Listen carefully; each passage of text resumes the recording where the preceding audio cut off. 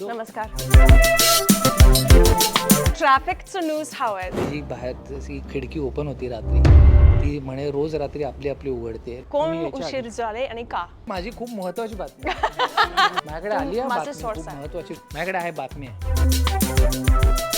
मी अतिशय अभ्यासाकडे दुर्लक्ष करणारा. मार्क ठीक पडायचे. पॉला तुझ्याबद्दल जाणून गेला. एकदम ऑपोजिट. 19 वाढदिवस जपानमध्ये एकटी. तुझा 19वा वाढदिवस कुठे साजरा केलेला? इथे कोणत्या घरी? कर्वेनगरला चायनीज खाल्लं.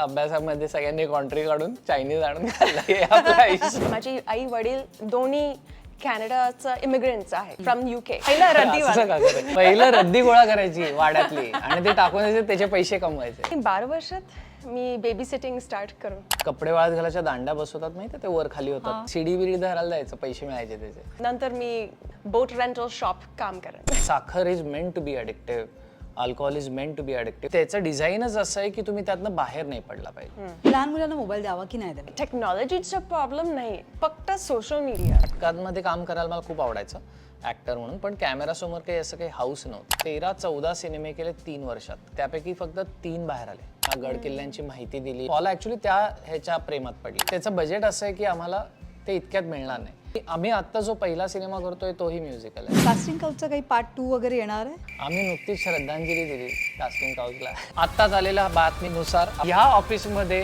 भूताटकी राहते.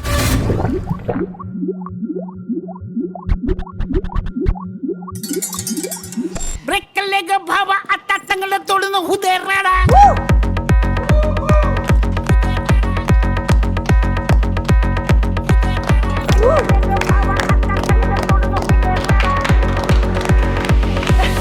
Amazing amazing.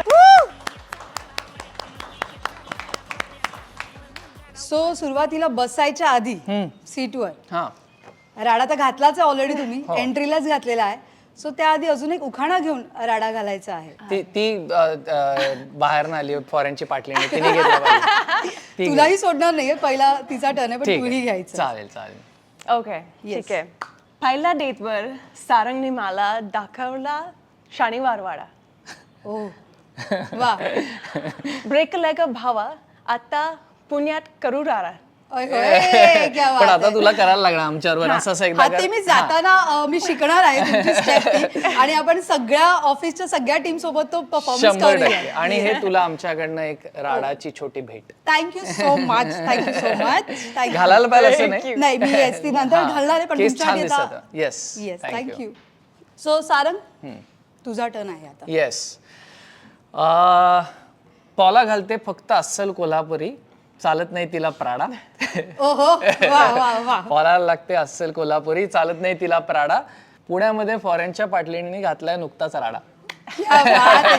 तसं ती अख्खा महाराष्ट्रात राडा घालायला आली आहे. सो आता पुण्यात घालते, तर महाराष्ट्रात नक्कीच घालणार आहे ती. आम्ही वाट बघतोय त्या क्षणाची. Yes. सो प्लीज तुम्ही आता बसू शकता. कधी कधी आपल्याला वाटतं की प्रेमाला भाषा लागत नाही, पण जेव्हा 2 वेगळ्या भाषेचे 2 वेगळ्या संस्कृतीचे लोक एकत्र येतात तेव्हा खरी गंमत घडते. आणि तेव्हा तयार होतो एक नवीन संवाद जो शब्दांच्या पलीकडे जातो. आपल्या समोर आहेत असेच 2 कलाकार ज्यांनी केवळ नातं नाही तर एक प्रवास उभा केला आहे. एका बाजूला आहे मराठी डिजिटल एंटरटेनमेंटचा एक आगळा वेगळी ओळख करून देणारा चेहरा. कॉन्टेंटला केवळ विनोद नाही तर चक्क नव्या दृष्टिकोन देणारे असे क्रिएटर्स आहेत ते. सारंग साठे, पहिलं तर खूप खूप स्वागत आहे सारंग तुझं. थँक्यू. फक्त ओळख नाही तर एक विश्वास आहेस तो आमच्या सगळ्यांसाठी. भाडीबाच्या माध्यमातून मराठी कॉन्टेंटला एक नवी दिशा देणार आहेस तू. आज जे आपण सहज पाहतो त्यामागे एक मोठा वाटा आहे, ते म्हणजे CA, ते क्रिएटर, ते परफॉर्मन्स, ते स्टोरी टेलर, आणि आज एक माणूस म्हणून जो स्वतःचा प्रवास प्रामाणिकपणे शेअर करतो. आणि दुसऱ्या बाजूला एक अशी व्यक्ती जिने केवळ माणूस नाही तर संस्कृतीला स्वीकारले, ती म्हणजे पॉला, ज्यांनी मराठी भाषा शिकली, मराठी कल्चर जगली आहे आणि मराठी माणसाच्या मनात आपली जागा बनवली आहे. अशी रायटर, परफॉर्मर आणि क्रिएटर, त्यातूनही महत्त्वाचं जी 2 जगाला एक सुंदर पूल बांधणारी अशी एक मराठी मुलगी, एक वेगळ्या देशातून आलेली मुलगी. आणि त्यांचं नातं फक्त प्रेम नाही आहे तर समजून घेण्याचा एक प्रवास आहे. जो आज आपण जाणून घेणार आहोत, या मागची खरी गोष्ट जी आपल्या नो फिल्टर या पूर्ण कार्यक्रमामध्ये पाहायला मिळेल. नमस्कार, मी पूजा बोरकर. लोकमत फिल्मीच्या या नो फिल्टर खास कार्यक्रमामध्ये मी तुमच्या दोघांचंही खूप खूप स्वागत करते. थँक्यू पूजा. धन्यवाद. थँक्यू. बरं, तुम्ही दोघांचाही प्रवास आम्ही सगळ्यांनी पाहिलेला आहे, हो. पण प्रेक्षकांना तुझं बालपण कसं गेलंय, कुठून सुरुवात झाली तुझ्या बालपणाची आणि लहानपणी सारंग कसा होता हे जाणून घ्यायला आवडेल. हा खूप इंटरेस्टिंग प्रश्न आहे, कारण लहानपणी मला आत्ता नुकतं आपण लहानपणी समजत नाही आपण कसं जगतोय ते, पण मोठे झाल्यावर आपण त्याच्याकडे वळून बघतो तेव्हा आपल्याला कदाचित त्यात उत्तरं सापडतात की आपण असे का झालो ते. तर माझं बालपण जे आहे ते खूप घरं बदलण्यात गेलं खरं तर. मी इतकी घरं बदलली आहेत लहानपणी. मी आत्तापर्यंत मी आणि पॉला त्या दिवशी मोजत होतो, मी माझ्या आयुष्यात 19 घरांमध्ये राहिलोय वेगळ्या वेगळ्या. तर हो, कारण आम्ही आधी वाड्यात राहायचो, मग वाडे पाडले गेले म्हणून आम्हाला एक पर्यायी जागा देण्यात आली. मग ती बिल्डिंग सोडून पुन्हा वाडाचा तयार झाली बिल्डिंग म्हणून त्या बिल्डिंगमध्ये गेलो. मग पुन्हा आम्ही दुसरीकडे बाबांच्या काही कामामुळे शिफ्ट झालो. असं करत करत मी जवळपास लहानपणीच 11 ते 12 घरांमध्ये राहिलो होतो. त्यामुळे जसे इतर लोकांना मित्र हे त्या सोसायटीतले असतात, त्या शाळेतले असतात, तसे नसून माझे गावभर मित्र होते. जिथे जायचो तिथे नवीन मित्र मैत्री व्हायची, मग ते कनेक्ट. त्याच्यामुळे माणसांमध्ये रमणं हा एक म्हणजे एक भाग झाला जगण्यातला. आणि जितकी गावं तितक्या गोष्टी आपण म्हणतो. तर त्याच्यामुळे प्रत्येक, आता मी मध्ये समजा आधी सदाशिव पेठेत राहायचो, मग त्याच्यानंतर पर्वती पायथ्याशी राहायचो, मग तिथून कोथरूडला गेलो, कर्वेनगरला, मग राजस्थानला काही दिवस होतो. असं करत करत त्या फिरल्यामुळे घरांमध्ये इकडच्या मित्रांना तिकडच्या गोष्टी सांगणे, तिकडच्या मित्रांना इकडे, त्यामुळे गोष्ट सांगणं हे आत भिनत गेलं. आणि मी कसा होतो असं विचारायचं झालं तर मी अतिशय अभ्यासाकडे दुर्लक्ष करणारा, शेवटच्या क्षणापर्यंत अभ्यास नाही करणारा असा मुलगा होतो. की आणि असं नाही की म्हणजे मार्क वाईट पडायचे वगैरे, मार्क ठीक पडायचे, पण मी अभ्यासच फक्त शेवटच्या दिवशी करायचो. पण तोपर्यंत आणि असंही नाही की काहीतरी दंगा मस्ती करतोय, पण तो ह्याच्यामध्ये तारे जमीन पर मध्ये इनू दाखवलाय ना, त्या हरवलेला मुलगा होतो जरासा, म्हणजे भिरभिर होतो, खिडकीतनं कायम बाहेर बघायचं. बरं, ज्या पद्धती तू म्हणालास की तू एकटा सगळीकडे वेगवेगळ्या ठिकाणी राहिलास, त्यामुळे तुझं पटकन लोकांबरोबर जेल होणं ते एक तुझ्यामध्ये खूप चांगली गोष्ट असणार की ओळखीची गरज नाही आहे तुला. हां, म्हणजे लहानपणी त्यांनी काही वर्ष 4थी 5वी पर्यंत जाईपर्यंत त्रास व्हायचा, पण मग ते एकदा तुमचा जगण्याचा भाग झाला की नव्याने मित्र करायला लागणार आहेत की मग सोपं पडतं. आधी तसं नव्हतं. पहिले जेव्हा पहिल्यांदा वाडा सोडून बाहेर पडलो आणि असं तसं ते आपल्याला लहानपणी खूप अवघड जातं. तर लहानपणी अवघड गेलो. 6वी 7वी मध्ये असं लक्षात आलं की नाही, आता हे ॲक्सेप्ट करायचं आहे आणि आपल्याला नवीन नवीन मित्र शोधत राहायचे आहेत. आणि त्याच्यामुळे मला लोकांना 2-3 घट्ट मित्र असतात आणि एक मोठा ग्रुप असतो युजली. तर मला 2-3 घट्ट मित्र आहेत, पण मोठा ग्रुप नाही, भला मोठा ग्रुप आहे, म्हणजे सर्वत्र मित्र आहेत असं आहे. पॉला, तुझ्याबद्दल जाणून गेला, तुझं बालपण कसं होतं? एकदम ऑपोजिट. ॲक्च्युली माझं बालपण एकच घर अजून आहे. माझी आई राहते कॅनडामध्ये आणि पण मी खूप रूटेड नाही आहे, कारण माझी आई वडील दोन्ही कॅनडाचं इमिग्रंट्स आहेत, फ्रॉम UK. तर माझी एकदम जवळचं फॅमिली नाही आहेत कॅनडा. ओके. फक्त माझी आई बाबा आणि बहीण, बरं ताई. तर मी लहानपणाचे खूप स्पेस कॅडेट आहे. ते सेम आहे आमचं. डे ड्रीमिंग आणि आम्ही दोघी यंगर सिबलिंग्स आहोत. तर आमचं लहानपण थोडं सिमिलर आहेत आणि दोन्ही वर्किंग क्लास फॅमिलीज. तर दोन्ही आई वडील काम करतात आणि ओल्डर सिबलिंग्स मेहनत घेत आहेत आणि आम्ही फालतूपणा करतोय. बरं, तू किती हट्टी होतीस लहानपणी? काही हत्ती? सॉरी, जिद्दी? हट्टी, एक्स्ट्रा बर्न. हो, मी होतीस का? हो. हट्टाने सांगते हो म्हणून. हो, आय गेस मी खूप इंडिपेंडेंट आहे. Stubborn not necessary. Me open minded आणि मी एकदम आवडलं शिकणारे नवीन गोष्ट आणि ती तसं पण हट्टी म्हणजे जस्ट मी एक सिंगल माइंडेड फोकस्ड आणि सिंगल माइंडेड. हा म्हणजे हट्टी म्हणजे तशी हट्टी नाही. मी जे काही किस्से ऐकले तिच्या आई वडिलांकडनं, ते हट्टी म्हणजे मला हे हवं म्हणजे हवंच असं तर नाही. मला हवं तर मी मिळवणार वाली हट्ट आहे. अच्छा. म्हणजे तुम्ही द्यायची गरज नाही, माझं मी बघीन. मला हे हवंय. तिला जपानला जायचं होतं. You should tell what the Japan story. when I was 16, मी आणि माझी मित्र आम्ही एक पॅक्ट फॉर्म केली की इन 2 वर्षापासून आम्ही जपानला जायचंय आणि गिटार वाजवायचंय आणि बस्किंग फिरणार आहे येस. हा देश. पण 2 वर्षानंतर दोन्ही मित्र प्लॅन ड्रॉप केली आणि मी एकटी जायचं. बरं. 2 वर्ष मी पैसे सेव्ह करे आणि मी एकटी गिटार एक 6 आठवडे मी जपान फिरणार. तिने 16 ते 18 स्वतः पैसे हट्टापायी स्वतः पैसे साठवले. ती लाईफगार्ड म्हणून तिने काम केलं. ते 2 वर्षात जेवढे पैसे साठले ते घेऊन ती एकटी जपानला गेली आणि गिटार वाजवत फिरली तिकडे 6 आठवड्यात. माझे 19 बर्थडे. 19वा वाढदिवस. 19 वाढदिवस जपानमध्ये एकटी. क्या बात आहे. तुझा 19वा वाढदिवस कुठे साजरा केलेलाच आठवतोय? इथे कोणत्या घरी? कर्वेनगरला चायनीज खाल्लं.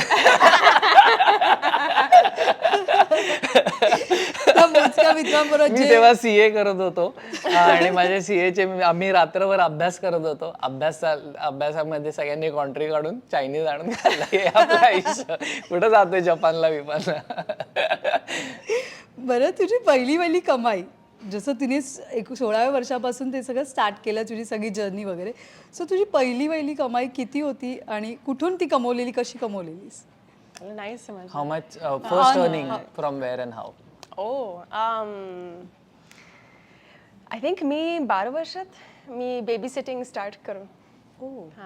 जस्ट माझे जवळचा नेबर्स मी ला जाणार आहे आणि 2 तास 3 तास मी बेबी सिट करून पैसे घ्यायचे.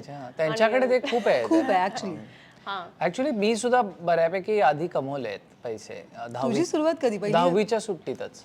10वीच्या सुट्टीत काय केलं? माझ्या भावाची कंपनी आहे इझी ड्राय नावाची, माझ्या चुलत भावाची, आत्ते भावाची सॉरी. ते कपडे वाळत घालायच्या दांड्या बसवतात माहिती, ते वर खाली होतात. तर त्या बसवतात. तर ते सीडी बिडी धरायला जायचं, पैसे मिळायचे त्याचे. पहिलं रद्दी गोळा करायची वाड्यातली आणि ते टाकून द्यायचे, त्याचे पैसे कमवायचे. ते पण ती मजा वेगळी होती. ती पैसे कमवायची खरंच मजा वेगळी. ते कष्ट होतं. स्वतःची जर का 300-350 रुपये खिशात असतील महिन्याला तर काय किती वडा. म्हणजे आपण तेव्हाचे अंबानी.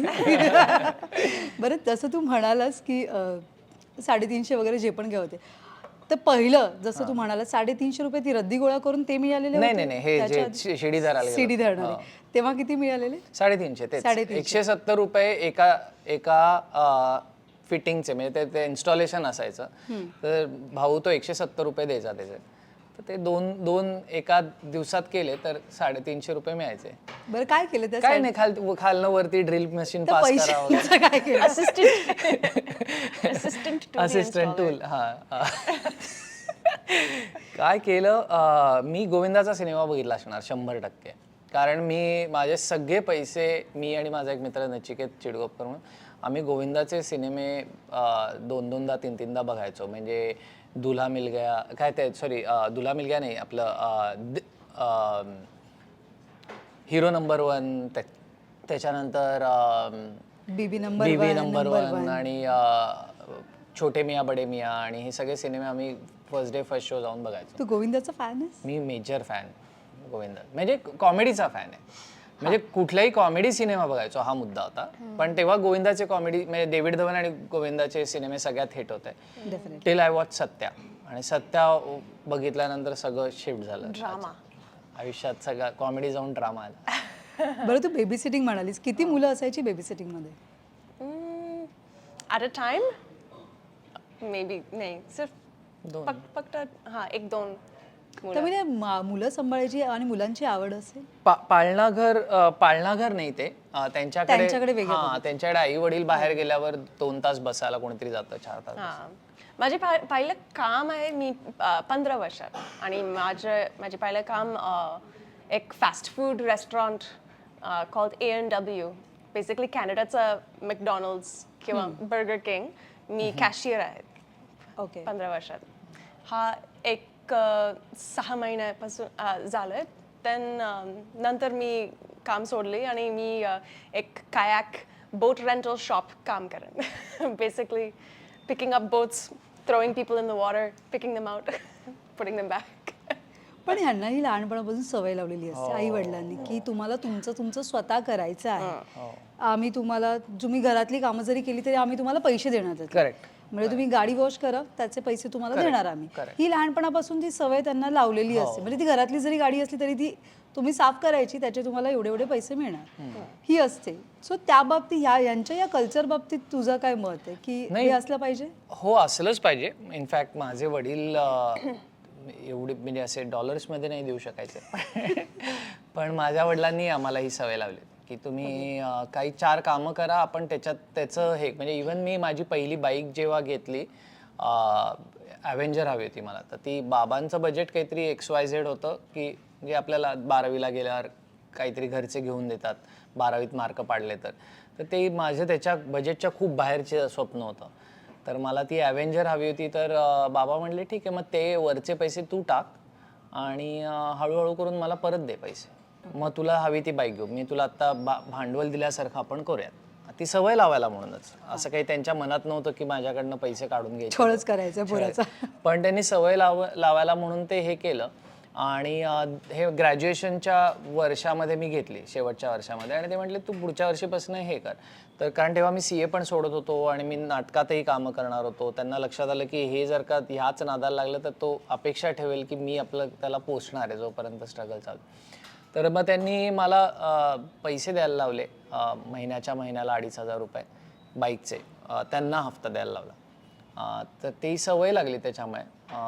तर ते खूप महत्त्वाचं आहे मला असं वाटतं. त्यांनी इंडिपेंडंट बनवणं आपल्या मुलांना पूर्णपणे हे अतिशय गरजेचं आहे असं मला वाटतं. आणि आता तर खरंच जास्त गरजेचं आहे. आता सध्या जी सिच्युएशन सगळीकडेच सुरू आहे, जे मुलांचे हट्ट जे वाढले आहेत आणि त्या सगळ्याच गोष्टी बघता हे गरजेचं आहे. त्यांना आता कमवण्याची संधी पण आहे. खरं तर सगळ्यात महत्त्वाचं म्हणजे मॅक्झिमम पोरांना कमवायच्या खूप जास्त संध्या अवेलेबल आहेत, ज्या आधी तेवढ्या पुरेशा नव्हता. म्हणजे आता उदाहरणार्थ ही जे म्हणते कॅफेमध्ये किंवा काहीतरी काम करणं, हे पूर्वी आपल्याकडे थोडंसं त्याला वेगळ्या नजरेने बघायचे की अरे हा असं काय काम करतोय. पण आत्ता जर कोणी म्हटलं मला एका चांगल्या सबकोमध्ये काम करायचं आहे किंवा काहीतरी अशा फॅन्सी कॅफेमध्ये काम करायचं, त्याकडे वाईट नजरेने नाही बघणार आहेत घरचे सुद्धा. त्यामुळे त्यांच्याकडे संधी आहे, तर त्यांनी उलट कमवलं पाहिजे. पण अजूनही आपल्या महाराष्ट्राची संस्कृती ती आहे की तू काय करतोस, अरे मी कॅफेमध्ये काम करतो. तो जो बघण्याचा दृष्टिकोन आहे तो अजूनही वेगळा आहे. तो बदलेल मला असं वाटतंय. कारण आता हळूहळू काय झालंय की असे काय इंजिनियर कमवतात पण म्हणजे जे टॉपची लोक आहेत ते कमवतात सगळीकडे, टॉप ब्रास जे आहे ते कमवतात.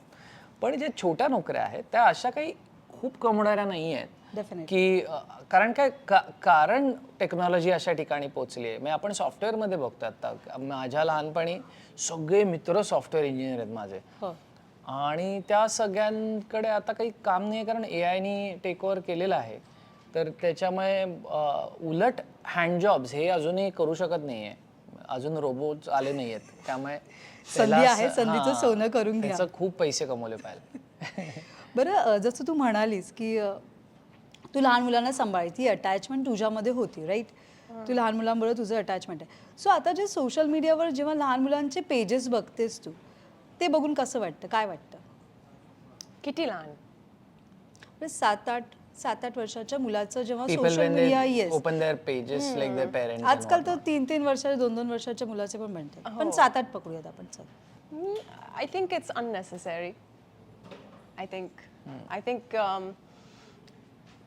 of course, I mean, child actors आहेत, child influencers आहेत, पण I do think लहानपणी is a important time to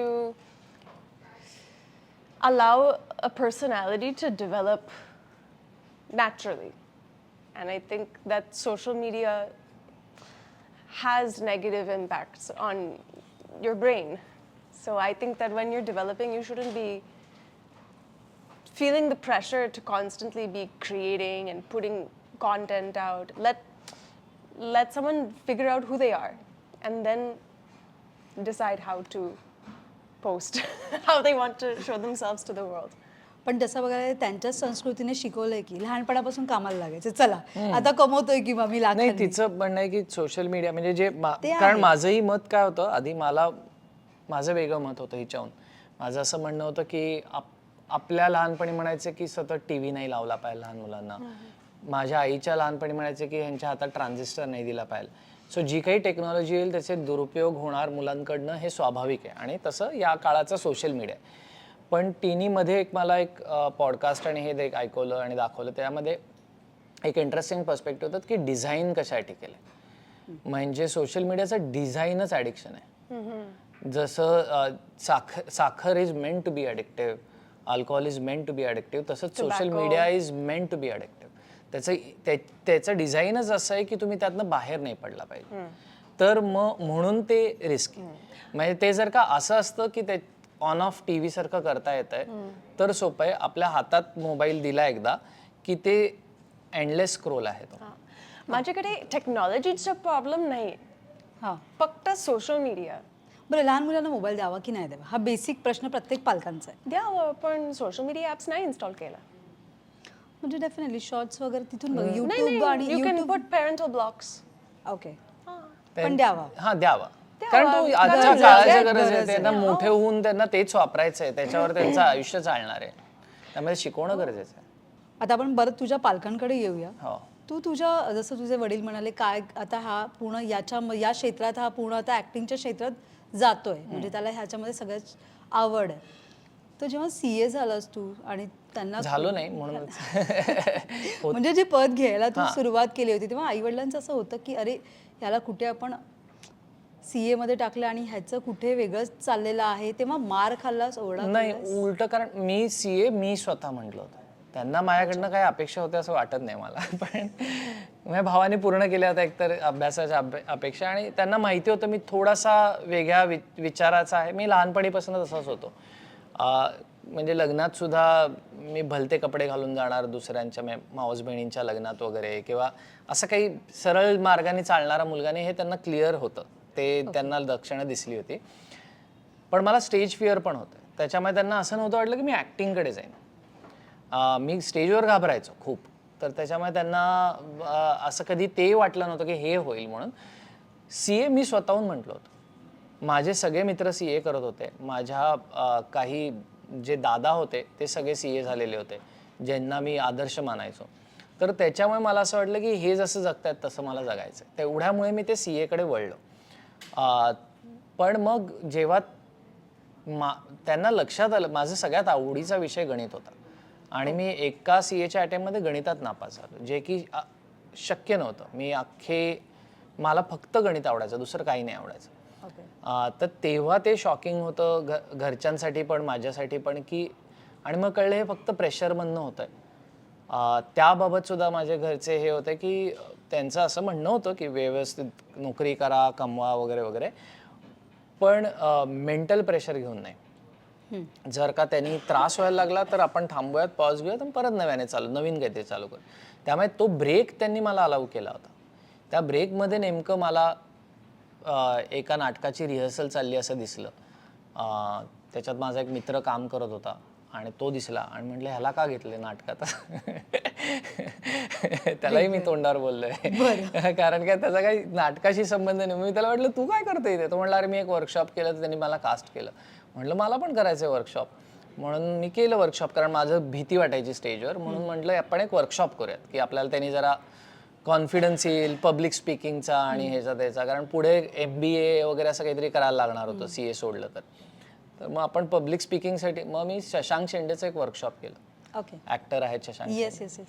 ते माझ्या आयुष्यातलं पहिलं वर्कशॉप आणि मला इतकी मजा आली की मी त्या हॉलमधनं परत बाहेर पडलोच नाही. असं त्यांच्याकडून शिकण्यासारख्या अमेझिंग प्रचंड गोष्टी. म्हणजे मी खूप कमी ठिकाणी ह्याच्याबद्दल बोललोय, कारण मी त्याचं एकच वर्कशॉप केलंय आणि त्यानंतर तो एका प्रकारे शशांक दादा असला तरी सुद्धा मित्र झाला. कारण तो तसा आहे, जे ओळखतात त्यांना माहिती आहे की तो कसा आहे ते, तर त्यामुळे तो मित्र झाला.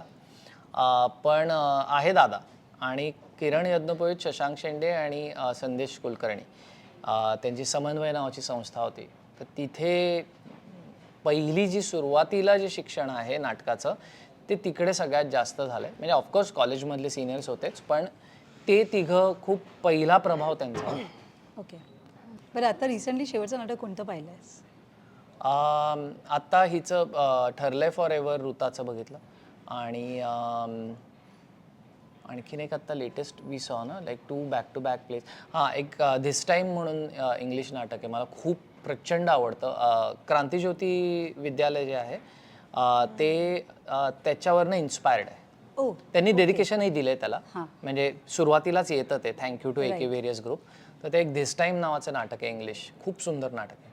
बरं, पॉलाकडे जाऊया. पॉला, जेव्हा फर्स्ट टाइम तू ठरवलंस की आता मुंबईमध्ये मला माझं आयुष्य पूर्ण घालवायचं आहे, ते कधी ठरवलंस आणि तो निर्णय घेताना किती तास किती वेळ घेतलास? आय गेस हा मोमेंट मी पिनपॉइंट नाही चालय, पण आफ्टर माझी पहिला इंडिया ट्रिपपासून मी 1.5 महिना मी मुंबईला राहत आहे आणि मित्राचं जवळ. आणि बिफोर लिव्हिंग मी ठरवलं की मी मी पूर्ण येतं, कारण मी मुंबई खूप प्रेमात पडली. म्हणजे सारंगच्या आधी तू मुंबईच्या प्रेमात पडली. हो. आणि मी काही रस्ता, काही मार्ग मी परत येणार आहे, पण मी एक मॉडेलिंग एजन्सीला जायचंय आणि मी एक विचारायचं की मी मुंबई कसे काम करतात, आणि त्यांना बोला की तुमचं केस ब्राऊन डाय करशील का. आणि मी ठीक आहे, मे बी हा एक मार्ग आहे. पण मी कॅनडाला परत जायचं आणि माझी पहिला भारतचा प्रवास वॉज फंडेड बाय एक कॅनेडियन ग्रँट, स्टुडंट ग्रँट, की कॅनडा आणि इंडिया कसे बिझनेसचं रिलेशनशिप वाढवायचं. ओके. आणि मी एक इंटर्नशिप केले आणि हा रिसर्च इंडियामध्ये was about how the film industry, Canada आणि इंडियाचं फिल्म इंडस्ट्री अजून बिझनेस असोसिएशन्स वाढवायचं आहे. आणि हा आता आमचं को प्रोडक्शन ट्रीटी आहेत, पण हा 14 वर्षापूर्वी केलं नाही आहेत को प्रोडक्शन ट्रीटी. तर हा रिसर्च मी इथे करणार आहे. पण सॉरी, माझं व्याकरण खूप कच्चं आहे, पण मी प्रयत्न करते. पण मी परत येणारे 6 वर्षांपासून दुसरं ट्रिप आले मी. आणि 6 वर्षांनी आलीस तू? महिना 6 महिन्यांनी. 6 महिने. म्हणजे 6 महिन्यांनी. तू कुठे होती 6 वर्ष? मध्ये कुठे होती 6 कुठे होती 6 वर्ष? म्हणजे तू दुसरीत असताना आली ती 6 महिन्यांनी परत आली. आणि मी एक विस्लिंग वुड्सचं राऊंड टेबल कंडक्ट केली मी. आणि हा ट्रिप मी पुणे इंटरनॅशनल फिल्म फेस्टिवलला जायचंय आणि काहीतरी फिल्म मेकर्स भेटले. आणि हा दुसरा ट्रिप मी कॅनडा अगेन परत रिटर्न केली आणि माझी फिल्म प्रोग्राम संपवला, म्हणजे तिचं ग्रॅज्युएशन संपवलंय. तर माझी तिसरी ट्रिप आली बेसिकली 2013 मी आली. आणि सारंग आणि अनुषा भेटले पुण्यात मध्ये. बेसिकली तिला जाता नाही आलं परत. मी काय सोडत नसतो. मग मुंबईच्या प्रेमात वगैरे ठीक आहे, राहिली कशामुळे ते बघ. हो तर दॅट्स हाव सो एक पहिला मुंबई ट्रिप मी हातरलंय की बरं, मुंबईने सगळ्याला भरभरून दिलेलं आहे आणि ती देते.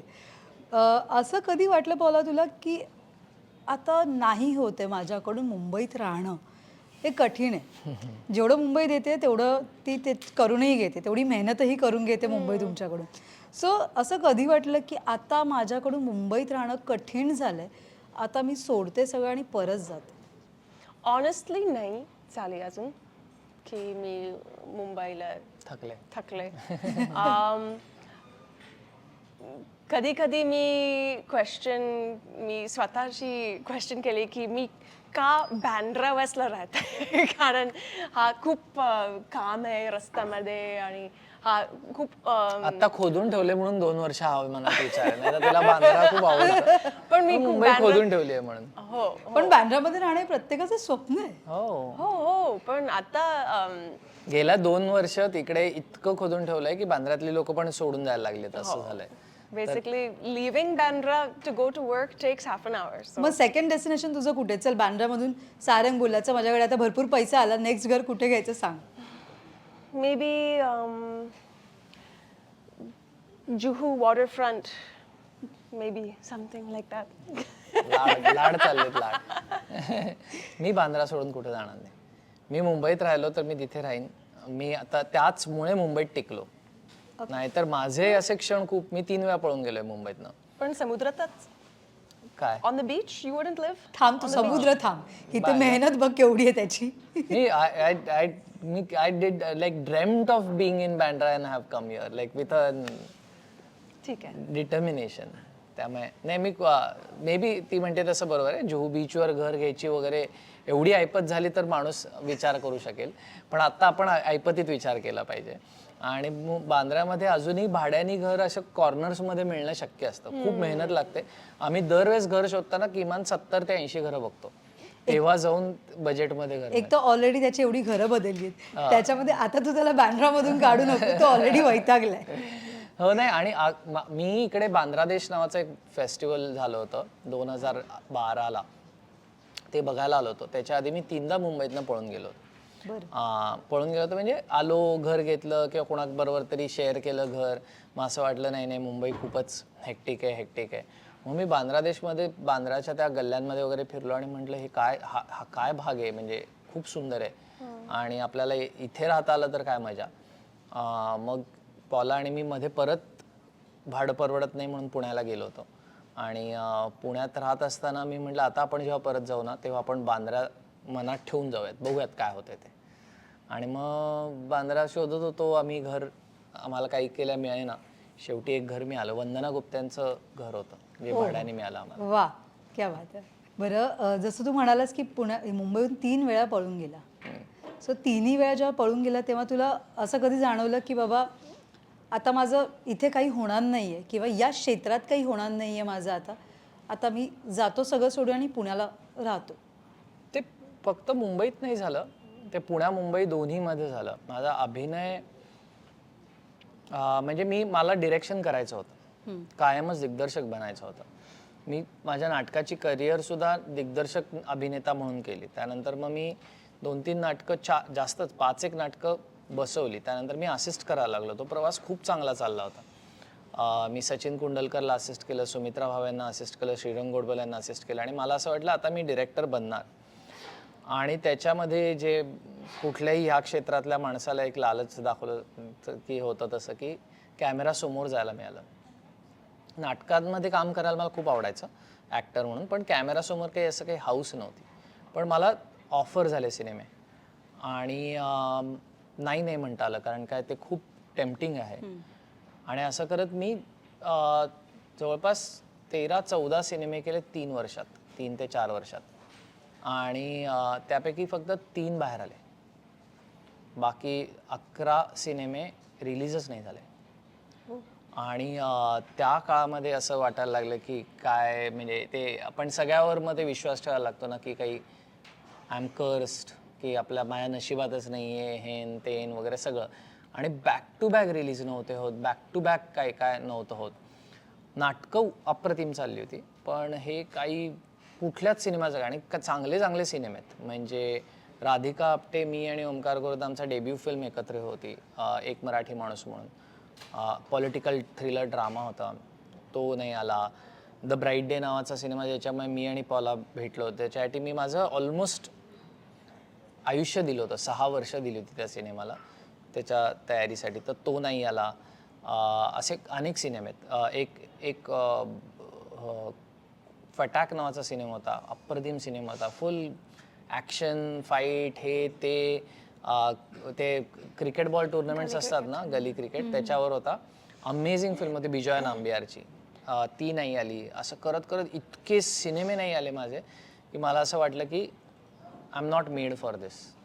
आणि त्या सगळ्या काळात अचानक हे यूट्यूब सापडलं आणि काहीतरी वेगळंच चालू झालं. त्यामुळे मी यूट्यूबकडे वळलोही नसतं जर का ते व्यवस्थित झालं असतं तर, ॲक्टर म्हणून एस्टॅब्लिश झालं असतं. पण जवळपास 11 अनरिलीज सिनेमे आहेत माझे. त्यामुळे म्हणून आम्ही आत्ता ते भाडीपा टॉकीज काढलंय, अनरिलीज सिनेमांना एक प्लॅटफॉर्म. त्याच्यामध्ये पहिला कुठला सिनेमा तुझा स्वतःला तुला रिलीज करायला आवडेल? Bright day. ओके. तो इंग्लिश सिनेमा आहे, इंग्लिश हिंदी, त्यामुळे तो भाडीपा टॉकीजवर अजून टाकला नाही आहे. पण कधी टाकूसुद्धा जर का पुढे आम्ही बाकीचे सिनेमे पण टाकायला लागलो तर. पण त्या सिनेमामुळे मला एकतर पॉला भेटली आहे, त्या सिनेमामुळे माझ्या आयुष्यात बदल झाला आहे. मी त्या सिनेमामुळे गंगेच्या प्रेमात पडलो, वाराणसीत जाऊन राहिलो, त्याच्यामुळे ते मला खूपच. आणि खूप रिलेटेबल स्टोरी आहे, एस्पेशली हा जनरेशन जेन झी, आणि हे खूप खूप रिलेटेबल. बरं, जसं तू म्हणालस की चल आता मी यूट्यूबकडे वळतो आणि क्रिएटर बनतो. बरं, तिथे पण तुझ्यासाठी मोठा टास्क होता की मराठीची इथे बोंबाबोंब आहे आणि हीच आपली करता धरता आहे, हिच्याच खांद्यावर बंदूक ठेवायची आणि आपल्याला हा पुढचा प्रवास सुरू करायचा आहे. म्हणजे बिझनेस वाईज संसारात तर ठीक आहे चालून घेतो आपण, पण जेव्हा आपण करिअरच्या बाबतीत बघतो तेव्हा हा खूप मोठा टास्क होता तुझ्यासाठी? तो अजूनही आहे. म्हणजे अनफॉर्च्युनेटली हा बिझनेस असा आहे ना की इथे आम्हालाही माहिती आहे की आम्ही कायमचे बॉसेस असू शकत नाही कोणाचे. माझ्या खांद्यावर त्याची खूप रिस्पॉन्सिबिलिटी आहे की मी काहीतरी कॉन्टेंट देत राहावं माझ्या बाजूने. नाहीतर जे नवीन लोक येतात, नवीन चेहरे येतात, ज्यांच्यासाठी आम्ही प्लॅटफॉर्म म्हणून एक हे असतो, ते बघतात, ते तिथे कामही करतात. त्यांना माहिती आहे की त्यांनी जर का चालू केलं तर त्याला आणखीन स्कोप आहे आणि त्यामुळे ते 100% त्यांचं पुढे जाऊन काहीतरी चालू करतात, which is part of the kind of industry this is. सिनेमासारखं नाही आहे. सिनेमातनं बाहेर म्हणजे आता एखाद्या फिल्मच्या कंपनीमध्ये एखाद्या डिरेक्टरला आपण हायर केलं, त्या डिरेक्टरला भरपूर वर्ष लागणार आहेत आपापलं प्रोड्यूस करायला. तो प्रोड्युसरबरोबर काही काळ तरी काम करणार आहे. टेलिव्हिजनलाही सेम, की प्रोड्युसिंग टेलिव्हिजन शोज मेहनतीचं काम आहे. पण ही इंडस्ट्री अशी आहे की एक मोबाईल मिळाला की दुसऱ्या दिवशी तू चालू करू शकतो. डेफिनेटली. तर त्याच्यामुळे ते प्रेशर माझ्यावर कायमचं आहे हे मला माहिती आहे. मला ते पचवायला थोडा वेळ गेला की आपण सारखं डिलिव्हर करत राहायचं काही ना काहीतरी. दर 6 महिन्यांनी, दर 8 महिन्यांनी नवीन काहीतरी कल्पना मलाच काढायला लागणार आहे. हे करायला वेळ गेला कारण का आमच्यामध्ये मराठी भाषिक मी आहे एकटा. पॉला आणि अनुषा मराठी बोलत नाही. मग मला लोक लकीली भेटत गेली आणि त्या लोकांनी त्या फेजमध्ये सांभाळून घेतलं. म्हणजे सगळ्यात पहिला माणूस जर कोणी भेटला असेल तर स्वानंद तेंडुलकर. तो पहिला एम्प्लॉई पण आहे आणि आता आपला VP पण आहे. त्यांनी सुरुवात माझं काम मॅनेज करण्यापासून केलं स्टँडअपचं. ते आता तो व्हॉइस प्रेसिडेंट, तो आता भरपूरसं प्रोड्युसिंग तो करतो. सो त्याच्यानंतर मग ओमकार आणि अभय दोघंजणं आणि शार्दूल. ओमकार आणि शार्दूलनी आता अमुक तमुक चालू केलं आहे. अभय TVFचं सगळं काम बघतो. त्याच्यानंतर नीलकरण भेटले, त्यांनी आम्हाला इंस्टाग्राम सेटअप करून दिलं. आत्ता हल्लीच्या काळात आमेय कदम भेटला, तर त्यांनी एक वेगळी जर्नीवर नेलं. तर आता मला असं लक्षात आलं की आपण हे करणं जास्त सोपं आहे की एकेका माणसाबरोबर एक 1.5 वर्षाचा प्रवास करू, 2 वर्षाचा, जोपर्यंत त्यांना करायचं तोपर्यंत करू आणि त्याच्यातनं भाडीपा पुढे नेऊ. कारण कोलॅबरेटिव्ह अप्रोच जास्त वाढत गेला. सुरुवातीची 3 वर्ष मी एकटाच घासत होतो, जे खूप प्रेशरचं काम होतं, पण आता कोलॅबरेटिव्ह अप्रोच वाढला. आणि हा this is also the reason why Raada is important for Bhadipa नाव. बेसिकली हा 10 वर्षाचं भाडीपाचं काम. हा राडा फेस्टिवल इज ऑलमोस्ट 10 वर्षाचा इंडस्ट्री एक्सप्लोजनचा एका स्टेजवर. एका ठिकाणी एक स्टेजवर हा सेलिब्रेशन आहे. आणि आम्ही सगळ्यांना अजून त्यात सामील नाही करू शकलेलो. पहिलंच वर्ष असल्यामुळे जे आमच्या ओळखीचे आहेत त्यांना आता आम्ही बोलवलंय. हे बघून पुढच्या वेळेस कदाचित जे आमच्या ओळखीच्या पलीकडचे आहेत ते सुद्धा म्हणतील हो आम्ही येतो ह्याच्यावर. तर सगळं जे गेल्या 10 वर्षामध्ये मराठी पॉप कल्चर डिजिटलमध्ये जे झालंय त्या सगळ्यांना एकत्र आणायला म्हणून ते फेस्टिवल चालू केलं. बरं, पॉलाला बघायला गेलं तर खूप जॉग्रफीचं खूप जास्त इंटरेस्ट आहे, राईट? सो म्हणजे हा राडा हे सगळं छोटे मोठे हे चालूच राहणार आहे. पण आम्हाला हिच्याबरोबर म्हणजे जसं तू म्हणालायस की हिला आवड आहे त्या गोष्टीची, तर ती गड किल्ले वगैरे किंवा इतिहास आम्हाला भाडीपावर कधी पाहायला मिळणार आहे? डॉक्युमेंटरी तुझी फेवरेट आहे, सो आम्हाला ते तुझ्याकडून किंवा या तुमच्या यूट्यूब चॅनलकडून कधी पाहायला मिळेल? मी डॉक्युमेंटरी आवडलं कारण मी नवीन गोष्ट आणि मी नवीन प्रश्न शिकवणे खूप आवडले मला. नवीन प्रश्नांची उत्तरं शोधणं तिला खूप आवडतं. ते महत्वाचं आहे. तर फिक्शन किंवा नॉन फिक्शन मी स्टोरी टेलिंग खूप आवडलं, पण मी डॉक्युमेंटरीचा एंट्री कारण मी 12वीचं जिओग्राफी क्लास मध्ये मी BBC's लोनली प्लॅनेट सिरीज दाखवले आणि एक आयडिया मला सुचलं की मी डॉक्युमेंटरी कसं बनवले शिकणार आहे. तिला असं वाटलं की जॉग्रफी तिला सगळ्यात उत्तम मार्ग हा डॉक्युमेंटरी वाटला आणि मग ते बनवतात कसं हे शिकून घेऊयात आपण असं म्हणून तिने फिल्म स्कूल जॉईन केलं. थँक्यू. पण जसं मी म्हणाली की इतिहास आणि गड किल्ले याच्यावर तुम्ही कधी? ऍक्च्युली आमची सुरुवात त्यांनी झाली आहे. खूप लोकांना माहिती नाही आहे आणि एक दिवस कदाचित आम्ही ते बनवू. पॉला आणि मी पहिला जो सिनेमा लिहिला एकत्र, जीवाचा शिवा नावाचा तो एक सिनेमा होता आणि तो शिवकालीन आहे. छत्रपतींच्या काळातला तो सिनेमा आहे, पण तो फिक्शन फिल्म आहे त्या काळातला. आणि त्याच्यामुळे त्याचं रिसर्च जेव्हा आम्ही करत होतो त्या काळातली एक फिक्शनल स्टोरी लिहिली आम्ही. आणि त्याचा रिसर्च जेव्हा आम्ही करत होतो तेव्हा पॉला, मी आणि आमची एक मैत्रिणी सायली पाळंदे दातार म्हणून, ती खूप मोठी आणि सुनील सुक्तनकर. आणि हे तर सायली ही खूप मोठी हिस्टॉरियन पण आहे आणि आर्किओलॉजिस्ट आणि इकॉलॉजिस्ट आहे. तर आम्ही 4 जण खूप फिरलोय महाराष्ट्रात आणि तिने आम्हाला जागा दाखवल्या आहेत आणि ह्या गड किल्ल्यांची माहिती दिली आहे. आणि पॉला ऍक्च्युली ह्याच्या प्रेमात पडली इतिहासाच्या. तर त्यामुळे तिचं त्याच्याबद्दलचा अभ्यास खूप आहे. आम्ही त्याच्यावर एक सिनेमा फिक्शनल लिहिला होता, तर त्याचं बजेट असं आहे की ते आम्हाला इतक्यात कोणी येईल असं नाही. आणि त्याचं बजेट असं आहे की आम्हाला ते इतक्यात मिळणार नाही. तर त्याच्यामुळे ते जेव्हा होईल तेव्हा तुम्ही भाडीपाकडनं काहीतरी ह्या विषयावर खूप चांगलं बघाल. नक्कीच. पण त्याच्यामध्ये हिरो तुझ्या डोक्यात कोण होता तेव्हा जेव्हा लिहित होतास? आता तो त्याच्यातल्या एका मामाचं काम करू शकतो इतका तो मोठा झालाय. पण जितेंद्र जोशीसाठी लिहिला होता तो.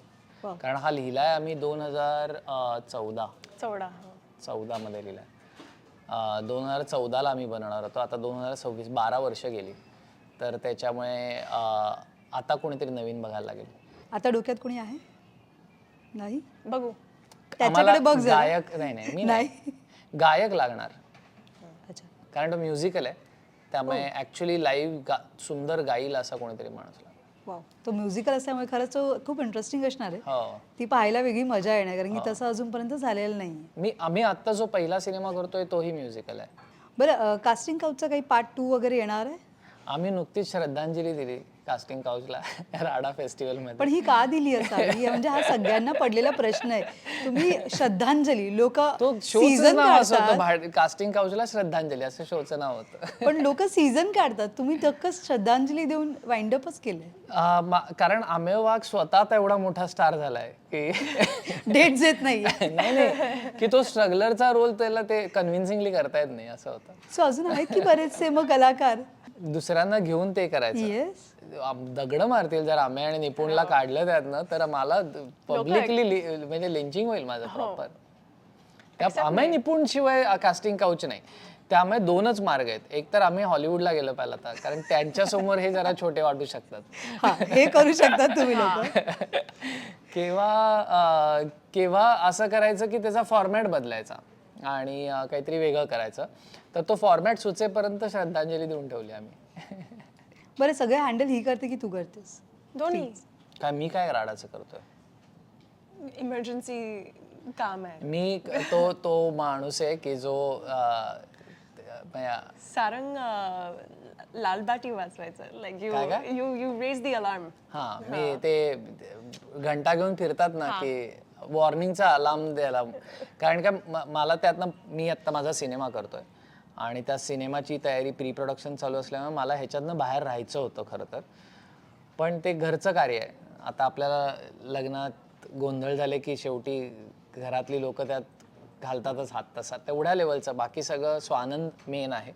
स्वानंद तेंडुलकर हा राडाचा फेस्टिवल डिरेक्टर आहे आणि पॉला त्याची प्रोड्युसर आहे. बरं, त्यामुळे तू टॅलेंट आहे त्या दोघांसाठी असं म्हणायला हरकत नाहीये. बरं, तुम्हा दोघांना एक टास्क देते. गप्पा आणि स्ट्रगल वगैरे हे तर सगळ्यांच्या आयुष्यात चालू राहणार आहे. पत्रकारांच्या आयुष्यातला किती मोठा स्ट्रगल असतो आज हे तुम्हाला छोटंसं पाहावं लागणार आहे. सो इथे बरीच मंडळी आहेत. सो त्यांच्याकडून जाऊन एक बातमी तुम्हाला आणायची आणि ती इथे येऊन तुम्हाला प्रेझेंट करायची. Ready? So your time start नाव.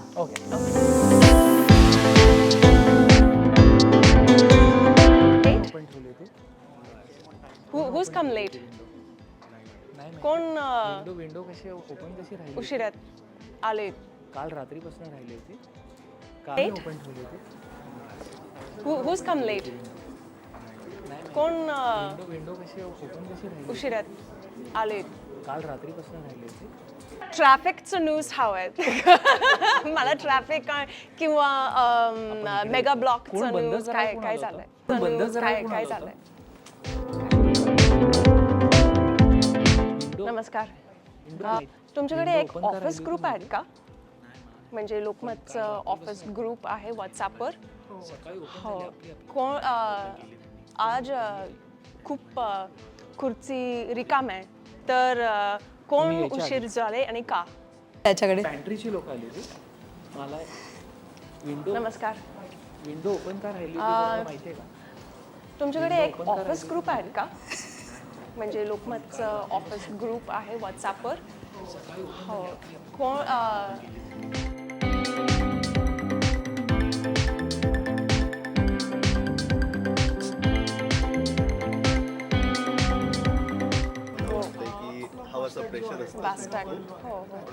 मला हे खूप सायंटिफिक उत्तर वाटतं. मला तसं नाही वाटत आहे. मला काहीतरी गूढ रहस्य वाटतं ह्याच्यामध्ये. ओके. 3075. तुला काय वाटतंय? आम्ही आलो तेव्हापासून उघडी होती.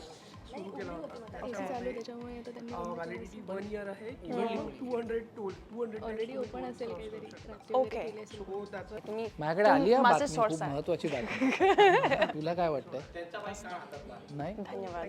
थँक्यू. कोणीतरी ओपन ठेवली असेल. जयदेव. ठीक आहे. मला काय वाटतंय की ही जी बाहेर खिडकी ओपन होती रात्री, ती म्हणे रोज रात्री आपली आपली उघडते लोकमतच्या ऑफिसमध्ये. कशामुळे उघडते असं वाटतं? काही गूढ आहे असं वाटतं याच्यामध्ये? नाही. अच्छा, मी झाले. माझी खूप महत्वाची बातमी. अरे बापरे, डीप वरचा रिसर्च करून आलेलो. माझ्याकडे आहे बातमी आहे, खूप महत्वाची बातमी आहे. हे कोणाचं आहे? येस, पहिली बातमी कोण देणार आहे? मी. Yes, please go ahead. सर्वांना नमस्कार. आज आपण एक खूप महत्त्वाचं न्यूज आली आहे. एक एकदम ट्रस्टेड आणि रिलायबल सोर्स मी ऐकणार आहे की महाराष्ट्राचा फास्टॅग ॲन्युअल पास की हा खूप मस्त डील आहे है ना. 200 टोल क्रॉस केला 3,000 रुपये फास्टॅग पास ॲन्युअली हा डील आहे. पण आता हा फास्टॅग ॲन्युअल पासचं प्राईस वाढवायचं आहे 75 रुपीजला.